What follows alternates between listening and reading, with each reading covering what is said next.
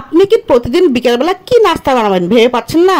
মুখরোচক খাবার খেতে আপনার বাচ্চারা পছন্দ করে, তাহলে আজকের ভিডিওটি আপনার জন্য। খুব সহজে এবং ঘরে থাকা উপাদান দিয়ে বানিয়ে নিন আজকের এই চমৎকার নাস্তাটি। আপনার বাচ্চারা চেটে পুটে খাবে এই নাস্তার জন্য প্রথমে নিতে হবে দুটো আলু।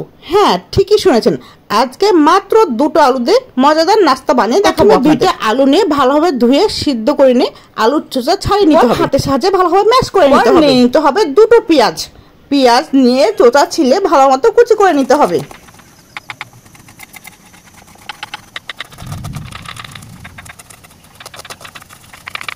পেঁয়াজ কুচি করে নেওয়া হয়ে গেলে নিয়ে নিতে হবে কয়েকটা কাঁচামরিচগুলো গোল করে ভালোভাবে কুচি করে নিতে হবে। এরপর নিয়ে নিতে হবে মাঝের সাইজের একটি মাত্র রসুনের চোচা ছিলে ভালোভাবে গোল করে কুচি করে নিতে হবে। সবগুলো কাটাকুটি করা হয়ে গেলে এবার চুলাতে তেল ভালোভাবে গরম হয়ে আসলে দিতে হবে হাফ চামচ কালি জিরা, হাফ চামচ পেঁয়াজ, রসুন, মরিচ কুচি দিয়ে দিতে হবে। এরপর দিতে হবে হলুদের গুঁড়া, মরিচের গুঁড়া এবং স্বাদ মতো লবণ। ভালোভাবে ভেজে নেওয়ার পর চটকে রাখা আলু সমস্ত ঢেলে দিতে হবে। আঁচ মিডিয়াম টু লো হিটে রেখে ভালোভাবে 5 থেকে 7 মিনিট কষিয়ে ভেজে নিতে হবে। হালকা ভাজা হয়ে আসলে বাটিতে রেখে ঠান্ডা করতে দিতে হবে। এবার আসি মেন পার্টে। প্রথমে পরিষ্কার একটা বাটি 2 কাপ আটা বা ময়দা নিয়ে নিতে হবে। এরপর হাফ চামচ কালি জিরা, 1 কাপ রান্নার তেল অ্যাড করে আটার সাথে ভালোভাবে মিশিয়ে নিতে হবে। অল্প করে পানি দিয়ে আটার ডো বানিয়ে নিতে হবে। ডো বানানো হয়ে গেলে 2 থেকে 3টা লেচি বানিয়ে নিতে হবে। অল্প পরিমাণ আটা ছিটিয়ে দিয়ে রুটি বেলানোর পিঁড়িতে ভালোভাবে রুটি বেলে নিতে হবে।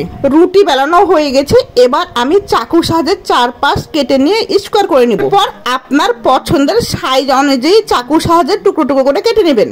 আমি এখানে একটা রুটি থেকে 9 পিস বানিয়েছিলাম। পিস করে নেওয়া হয়ে গেলে প্রতিটি রুটিতে আগে থেকে ভেজে রাখা আলু অল্প পরিমাণ করে দিয়ে দিতে হবে। এখানে একটা বিষয় বলে রাখা ভালো, আলুর পুরটা অল্প পরিমাণ দিতে হবে, বেশি দিলে তেলে ভাজার সময় পুর বেরিয়ে আসে। এবার হাতে অল্প পরিমাণ তেল নিয়ে মুখ বন্ধ করে দিতে হবে। আপনারা এখানে বিভিন্ন রকম নকশা বানিয়ে নিতে পারেন, কিন্তু আমার কাছে 2 পাশের মুখ বন্ধ করে সুন্দর নকশা মনে হচ্ছে এবং দেখতেও চমৎকার লাগতেছে।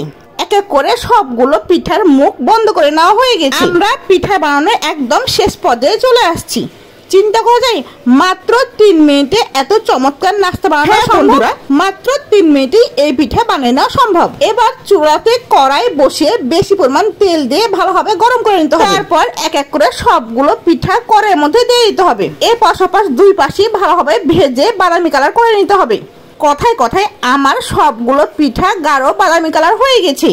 এবার সবগুলো পিঠা উঠে নিতে হবে। দেখছেন সবগুলো পিঠা কি সুন্দর কালার চলে আসছে, দেখেই জিভে জল চলে আসার মতো অবস্থা। সাথে একটু সস হলে মন্দ হয় না, তাই আমি সস দিয়ে দিয়েছিলাম। দুটাই মুচমুচে হয়েছে। আমি আপনাদের দেখানোর জন্য একটা ভেঙে দেখাচ্ছি। টেস্ট জাস্ট অসাধারণ ছিল। বৃষ্টি বাদলের দিনে চায়ের সাথে এরকম ভাজা পোড়া হলে মন্দ হয় না। আপনারা কে কোথা থেকে আমার এই ভিডিওটি দেখছেন কমেন্টে অবশ্যই জানিয়ে যাবেন।